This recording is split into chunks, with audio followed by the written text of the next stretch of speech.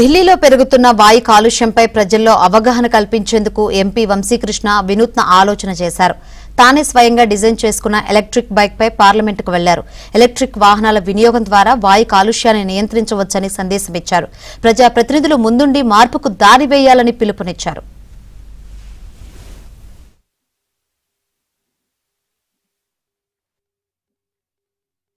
ఈరోజు పార్లమెంట్కి ఎలక్ట్రిక్ బైక్లో రావడం జరిగింది. మీరందరూ చూస్తున్నారు, ఢిల్లీలో AQI లెవెల్స్ చాలా పెరిగిపోయినాయి. ఆల్మోస్ట్ 600 పైన AQI లెవెల్స్ వెళ్ళిపోయినాయి.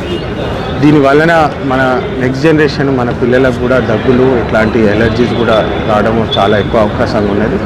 దీని వ్యతిరేకంగా మనము సస్టైనబుల్ చాయిసెస్ తీసుకోవాలా. ఎలక్ట్రిక్ వెహికల్స్ వాడితే మన వాతావరణానికి కూడా మంచి ఉంటుందని చెప్పి ఆ ఉద్దేశంతో ఈ బైక్ పార్లమెంట్